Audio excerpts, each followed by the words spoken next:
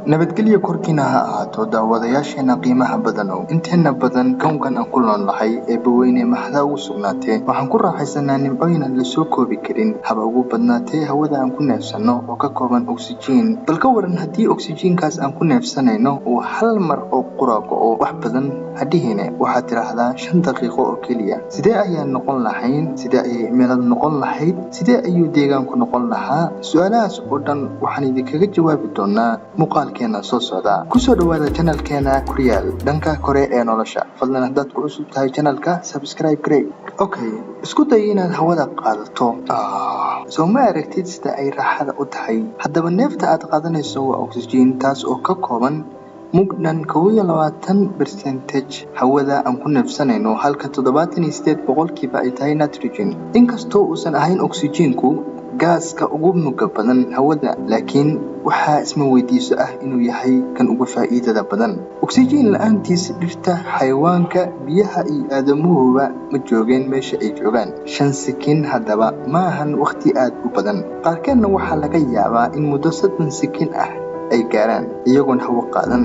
waana waqti aad u yar ayna adag tahay in jidhkaagu dareemo neef qaadashadaaduna waxay noqonaysaa mid normal ah waxa kale se maya 5 sekin gudahood adduunku wuxuu u ekaan lahaa wax kale oksijiin la'aan waxaad macasalaameyn lahayd biyo xireenada dhismayaasha waaweyn iyo wax kasta oo ka kooban concrete ama shub dhismayaashuna isla markii way burburayaan oksijiinku waxa uu matalaa isku xire ka qayb qaata shubka oksijiin la'aana shubku waa sida habaaska oo kale markaan eegno dhanka birta bir kastaaba way isku dhigi lahayd sababtoo ah waxaa jira lakab oksijiin ah kana ilaaliya birta inay isku dhigto haddii la waayo lakabkaas oo ka kooban oksijiin birtu si sahlan ayay isugu dhigaysaa haddii aad tahay xilligaas qof ku raaxaysanaya xaaliga xeebta waxaad filataa qorax aad u kulul iyo maqaarka oo sababtuna waa lakabka hawada sare ee naga ilaaliya in falaaraha qoraxduna saameeyaan ee la yiraahdo ozone layer-ka oo baaba'aya taas oo sababaysa dhibaato fara badan waxa qorax kuleylkaas si dheer in dhegaheenu qarxi lahaayeen oksijiin la'aan waayo waxay ka turjumaysaa inaan weynay 22% cadaadiska hawada taas oo keenta in dhegaheenu yeeshaan balance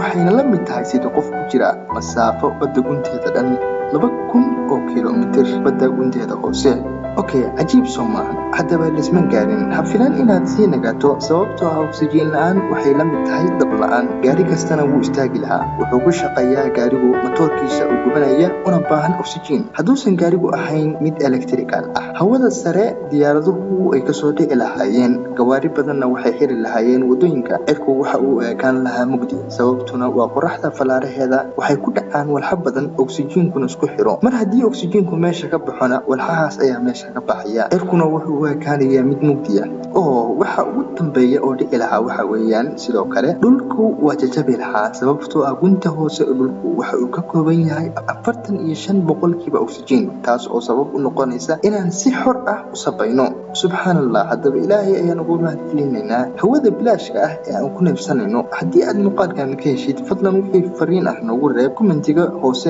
kuna soo biir channelkeena Kuryaal dhanka kore ee nolosha haddii aad nagu cusub tahay toddobaad kasta muuqaal ayaan soo gelinaynaa haddii ay baweyne